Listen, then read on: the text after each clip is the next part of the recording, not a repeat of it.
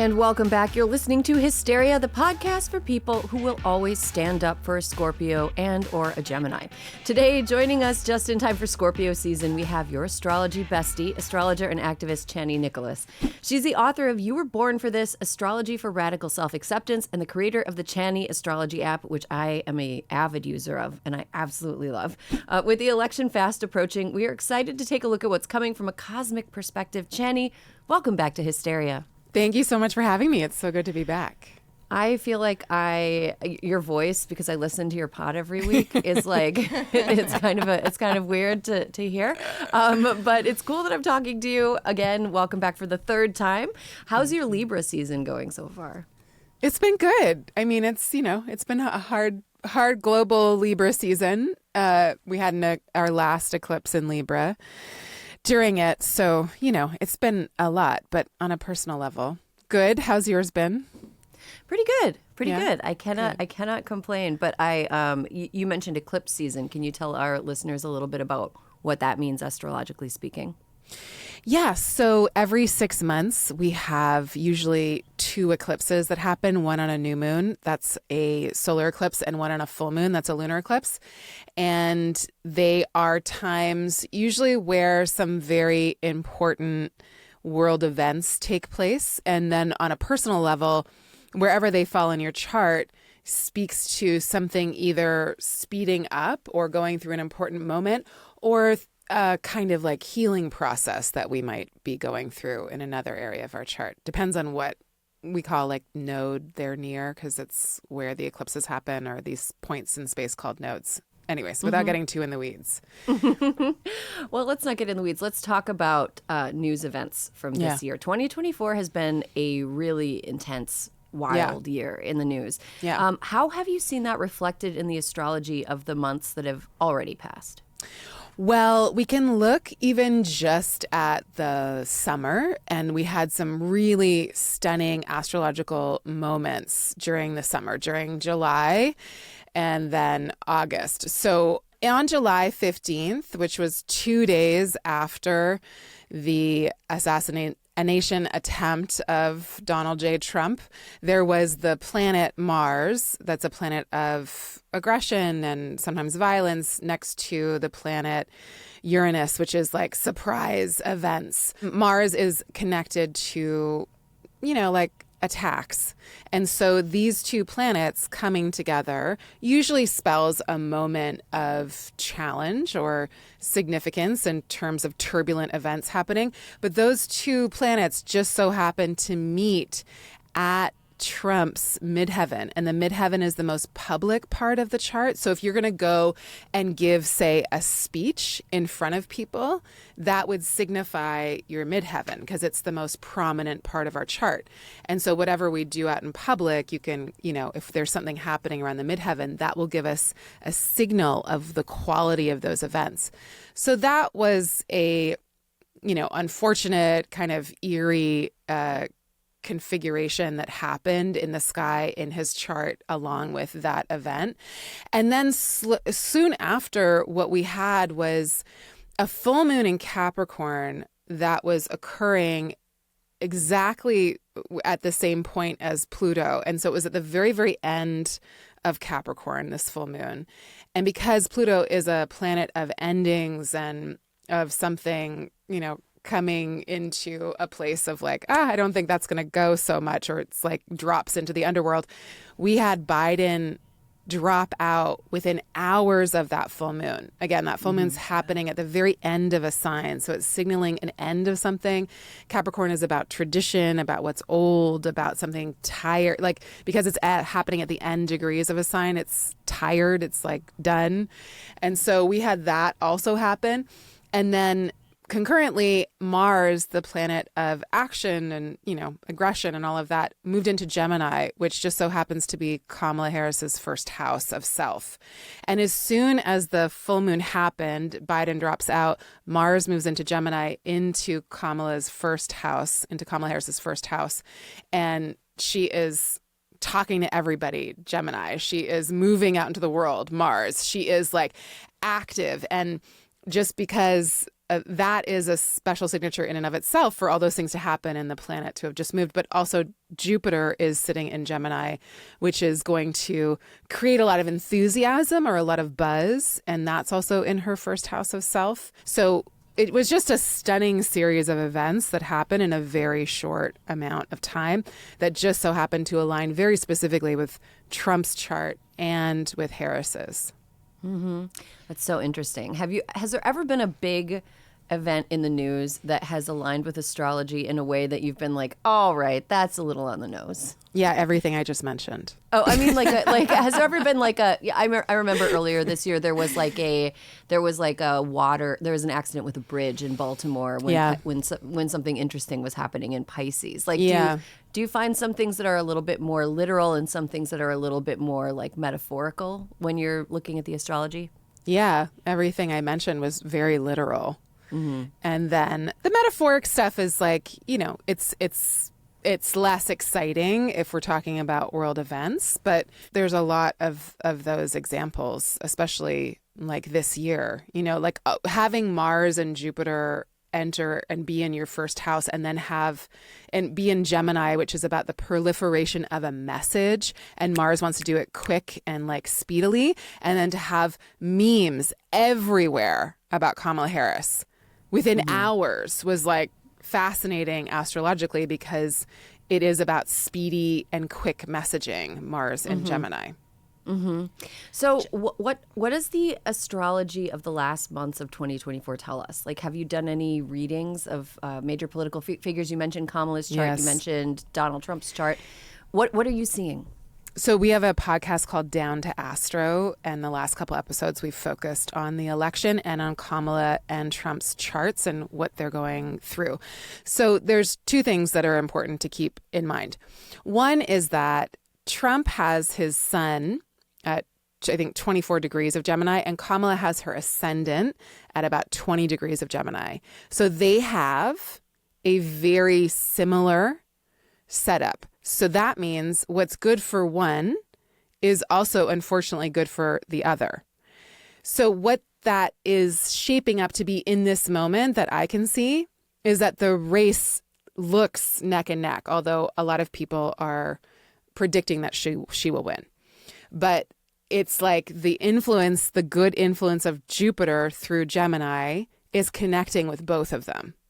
And so that's an important thing to note is like, maybe you want it good for your candidate and not for the other one, but it just so happens it's good for both. The other thing that's important to note about Election Day is that on November 3rd, we have this very gnarly particular setup, which is, again, Mars, planet of war, strife, aggression, problems, making an opposition with Pluto, planet of power and things that happen on a subterranean level. Mars is traditionally a planet that is associated with stealing and with theft.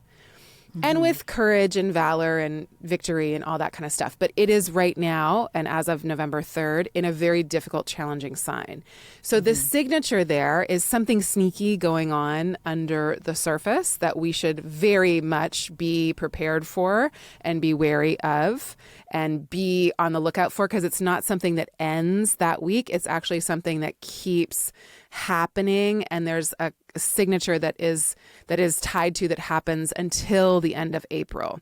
So it feels like we're in something from the first week of November into the last part of April. I don't know what that is, but I would not be surprised if there was some kind of attempt to steal, attempt to tie things up in the courts, attempt to cause drama, attempt to do something that is on the surface not so above board, to mix a bunch of different analogies. We're thriving.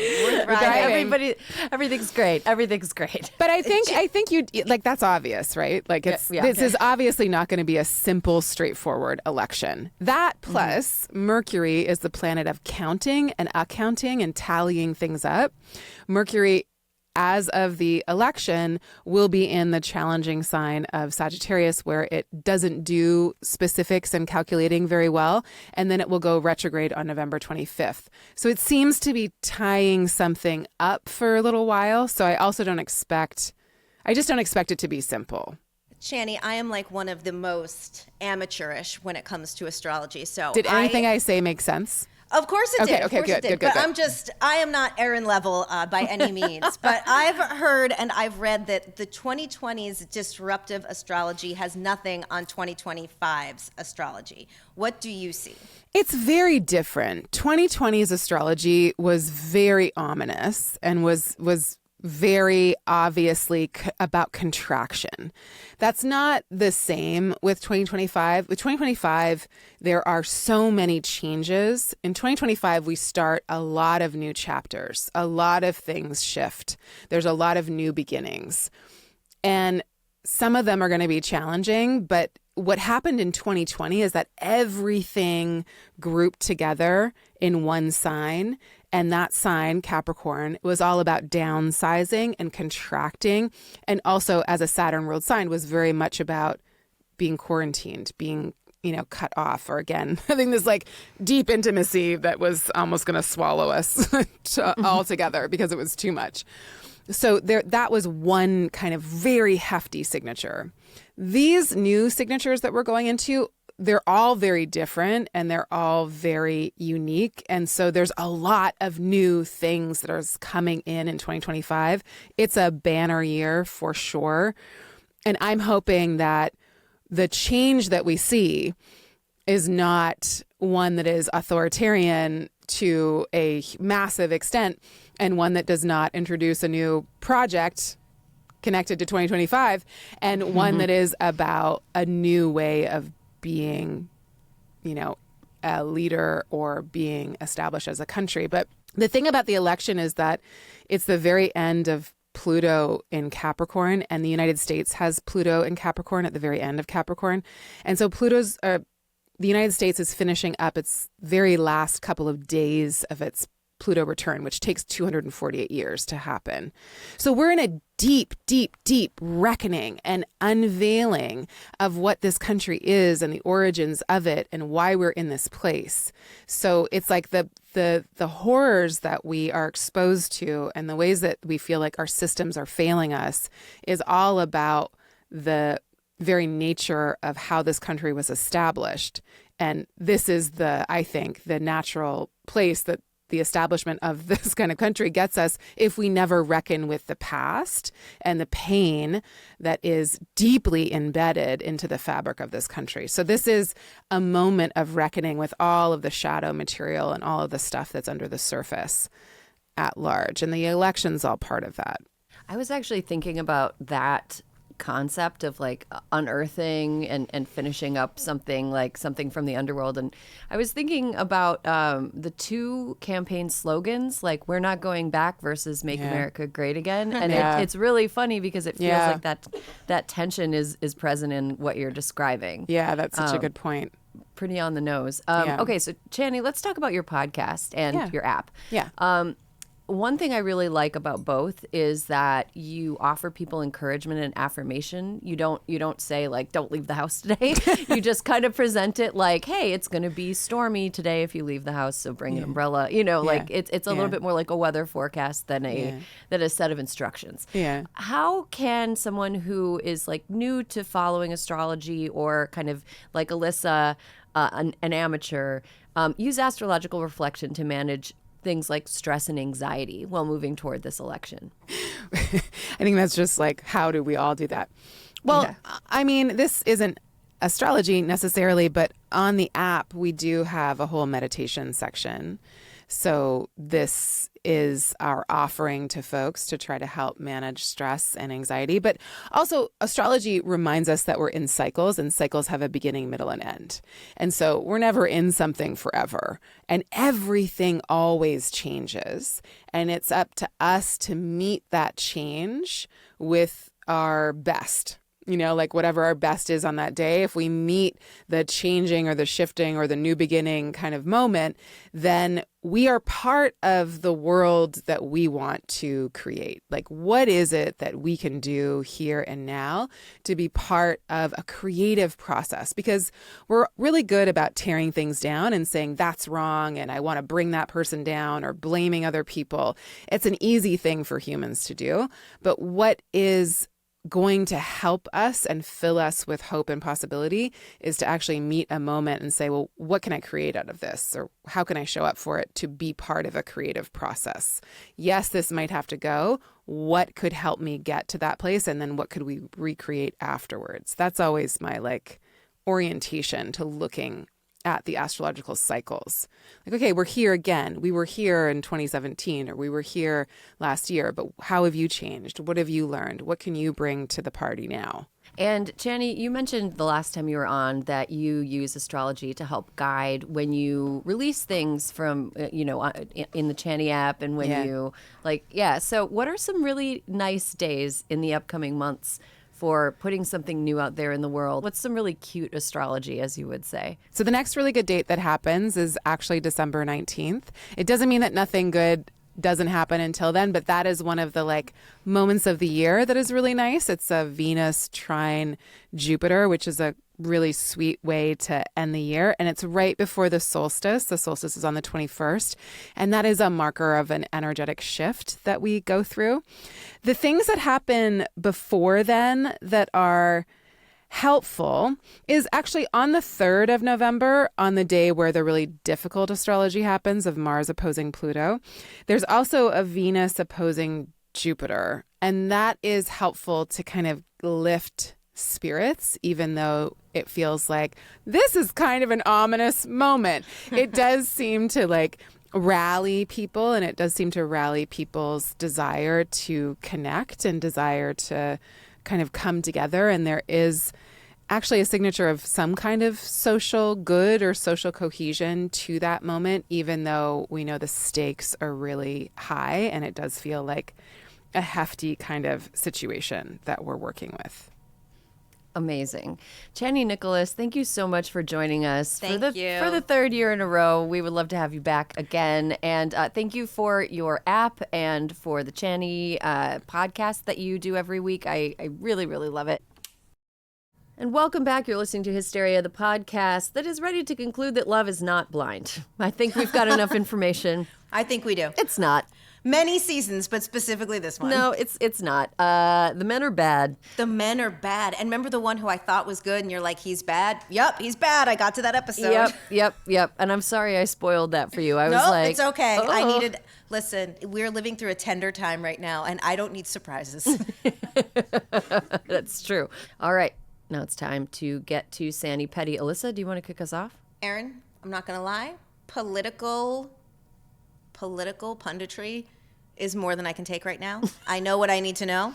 Mm-hmm. And so we talked about it. I have been binge watching Love is Blind. I am loving every minute of it. Mm-hmm. And when I am in the car, I did listen to the Howard Stern and Kamala Harris interview in its entirety, but Fresh Air has been killing it for me the past couple of weeks. I got the best Jeremy Strong interview. I couldn't have loved it more. I want to see the Apprentice movie, even though I don't want to see the Apprentice movie, just because I listened to him. I'm like, oh my God, is he going to be just like a little Kendall Roy? Uh-huh. Don't we need just a little sexy Kendall Roy, back in our lives for a minute, just for a minute? And the other one, if you have not listened, it is like a balm. It is a salve. Ina Garten on Fresh Air. It is the palate cleanse that we all need. And I loved all of it. But and if anyone has recommendations for things that are not political, I love to crowdsource, please send them because I can't listen. I can't listen. I can't listen anymore. I know we know what we have to do between now and then. I can't have night terrors or driving terrors, which is where I'm at. Yeah, I'm a big podcast head. I listen to a lot of podcasts because I spend a lot of time in the car. And I have to say, I was really excited about the new Slow Burn season on Slate. Oh, yeah. Oh, right. But it's about Fox News, and they were talking about 2000, and I'm like, some other time, guys. I can't. Not now. Not now. Not today, Satan. I cannot, and I shall not. I'm sorry, guys. No shade, but I think I just cannot and shall not. And Jeremy Strong is a artiste. He's the words. I love every time he starts a sentence with, if I'm being honest. Oh, please be honest. Keep being honest. I can't get enough. Would he be annoying to hang out with? Absolutely. Probably. 100%. But Yes. is he a wonderful actor who really puts everything into every role that he does in a way that feels almost like self-sacrificing for the art? Yes, He does. He does. And I saw him. It's so funny because I'm not like a super fan of many people, but when he was on Broadway, he did a play called Enemy of the People with Michael Imperioli from Sopranos. My friend Kathy, we were there opening. We did the last night of previews. We were like, we don't even care. We don't care what the reviews are. We're going. And we sat so close that I could see him, and it was amazing. Oh wow, that's a good celebrity sighting. But even in the, I didn't wait outside the stage door though. I did draw a line. But he just really is an exceptional actor. And to listen to him talk about something, it's like if you want to learn. I do genuinely like to learn something from a podcast, and to just see his like how he acts and how he approaches a character. I just thought it was really interesting. Yeah, totally. And you know what I've been hearing about Alyssa, and I'm not on your coast, so I can't investigate this. I have heard that the new Sunset Boulevard on Broadway is incredible. And it stars Nicole Scherzinger formerly of the Pussycat Dolls. I have heard that it is just spectacular. I want to see it. I saw Sunset Boulevard when Glenn Close did her final run. And I love seeing shows that I love, but with the new incarnation of it. And so I definitely want to go see that. It looks like she finishes the show covered in blood, which is always like a cool way to end a show. Do you want me to do my I've come home at last? Amazing. See, this is what we have to do, Erin. We're the political podcast that gives people a reason to come back. Yeah, exactly. But please, Alyssa, what can I do to facilitate you going to the show and reporting back? Don't worry. I'm on. I have a list. There are a whole bunch that are coming out that are like, because as we talked about in housekeeping, like there aren't a ton of TV shows. And so a lot of actors are doing Broadway. So like Kieran Culkin is coming and he's doing Glengarry Glen Ross. Keanu Reeves is doing Waiting for Godot. I'm so excited. Oh my God. That is quite the... Wait, can I tell you a funny Waiting for Godot story? Yeah. Okay. Yes, I love Waiting for Godot stories. Okay. So when I was in college, University of Wisconsin, there was this guy I dated. We won't say his name, but we went to go see an interactive version of Waiting for Godot in small, intimate theater in the round. Sure, as one does. No, bear in mind, I had read Waiting in Godot in French because I was a French minor. We come out of the play and he was like, did you get it? And I was like, yeah, I got it. I'm like, I got it. And he's like, Alyssa, some people are Perrier Jouet and other people are cheap jug wine. And we kept walking down Gilman Street, and all of a sudden I was like, am I the cheap jug wine in this situation? Guys, I was the cheap jug wine. Oh my God. So anyway, I want redemption. That's why I have to go see Keanu in Waiting for Godot. One of the weirdest weeks I ever had when I was writing for Always Sunny was... So there comes a point in a writer's room where everyone like loses their mind a little bit and you're just like, ah! So we were breaking an episode of the show that combined Waiting for Godot and laser tag. We were like, wow. What if we could write like a version of Waiting for Godot that took place with the characters from Always Sunny that takes place at a laser tag facility. And we did. We did it. Wow. It was hard. I mean, I'm going to have to go watch the episode. You have to tell me which one it was. I don't know how well it came out. I wasn't the assigned writer on the ultimate script. So it was just like I helped, everybody in the room helped break every episode at that point. So it was just like, okay, we've all got a Waiting for Godot story. Waiting for Godot laser tag episode. Okay, so here's my Sani petty. This is a petty. It's not really a petty because it's going to be a heavy lift. So listen, fashion industry. Listen up, fashion. Climate change means we have to reconfigure the seasons of clothes. It is way past time. I live in Southern California in September and October, and for millions, tens of millions of people throughout the United States. Like for Arizonans, for people living in the Southeast, for people living in Florida, for like, I would say a good half of the country, we don't need fucking puffer vests in the beginning of September. If I need to run to I'm running to the store, I'm like, God, I don't really have any like lightweight shirts I can wear right now for like the 90-degree temperatures or the 85-degree temperatures that hit in the afternoons. I don't need to go into Uniqlo and everything is like a cozy, comfy sweatshirt and like a scarf. Like, no, I don't need that. We don't need that. It isn't. It's 70 degrees in Minnesota this week. Here's what I think too. We don't need like 4 seasons of clothing anymore. No, we don't. Okay? We need summer. We need winter. Put them together. You've got spring and fall. Mm-hmm. Like that's really it. I didn't wear my winter coat. I live in upstate New York. I didn't wear my winter coat last year.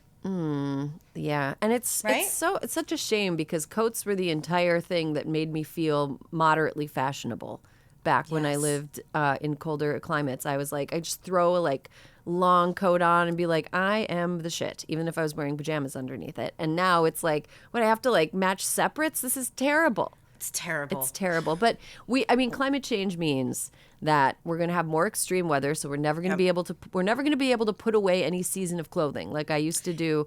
So true. You can't. So true. You can't put away your shorts ever. You can't put away your sweaters ever. Everything is always on the table, and we no longer need the puffer vests in September. We're not doing like crispy, crunchy back to school. It's like, who are you fooling, Target? I am near Albany. I don't need my puffer vest in September. No. I haven't needed it in October. Yeah. I mean, it's like they are marketing to an imaginary like climate that no longer exists. And this is such an excellent point. And there needs to be an adjustment. It just doesn't make any sense. I feel like we are like, we're in hotter climates or in year-round warm climates, we just sort of like go into stores and the stores are like, it's cold out now, and it's like not. I feel like I'm being gaslit by fashion. Right. It's like, it's not cold out. I don't need. I do need some t-shirt options. I need some short sleeve shirt options. I need like a new season of this, maybe in fall colors, but like I don't need heavy, scratchy acrylic sweaters. I simply do not. No, you don't. All right. Also, you just don't. No. Only you have to buy natural fibers. I'm sorry. Yeah. I'm going to sound like a real hippie, but you don't want those. You don't need the microplastics. We're already riddled with them. You just need a nice cotton LL Bean turtleneck. Yeah, or like a real wool sweater, which you can that too. 100% get.